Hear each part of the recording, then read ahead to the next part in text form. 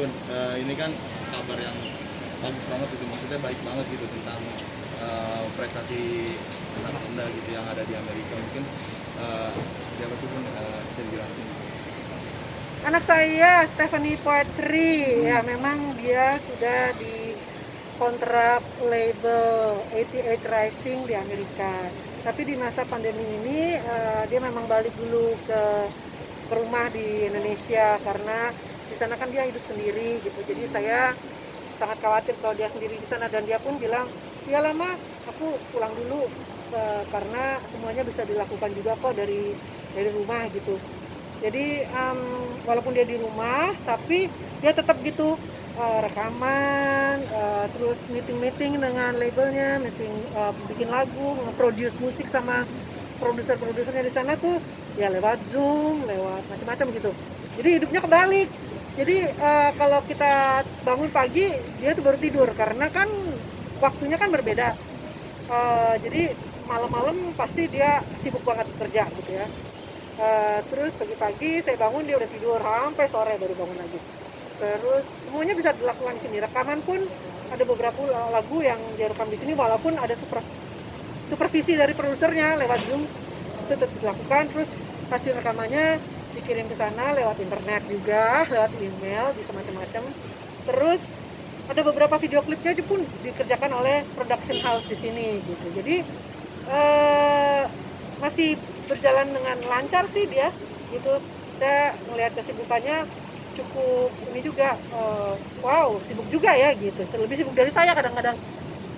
Awalnya seperti apa sih Mbak Titi, Putri itu bisa berkeinginan untuk berkarir di sana? Anak saya ya gara-gara I Love You 3000 itu kan, tahun 2019 kan dia keluarin I Love You 3000, terus viral, terus dihubungi oleh beberapa record label atau perusahaan rekaman dari Amerika. Terus salah satunya adalah 88 Rising dan Stephanie suka. Ya udah terus langsung dikontrak deh di sana. Gimana Mbak Titi, maksudnya ada yang mengikuti jejak sebagai Penyanyi juga gitu. Walaupun saya juga nggak nyuruh-nyuruh anak-anak saya untuk mengikuti jejak saya, tapi pastinya saya senang sebagai orang tua, sebagai ibu, pastinya juga bangga. Senangnya karena mereka bisa memilih pekerjaan mereka yang mereka suka gitu. Jadi bukan karena saya dorong-dorong, saya paksa-paksa, enggak. Itu karena pilihannya mereka sendiri, pilihannya Stephanie sendiri. Dan terbukti tidak ada KKN karena label sana nggak tahu itu siapa Titi DJ, 88 Rising nggak tahu itu siapa Titi DJ, nggak tahu. Jadi memang Stephanie murni dikontrak karena kemampuannya dia, bukan karena ada koalisi atau ada karena KKN dari saya, nggak ada gitu. Bahkan kalau dia senang jadinya karena dengan begini aku bisa percaya bahwa aku punya kemampuan. Kalau di Indonesia kan pasti ada bantuan dari mama, pasti katanya ada bantuan, misalnya mama kenal musisi siapa atau produser siapa, pasti mama telepon, anak gue dong ini. Iya sih.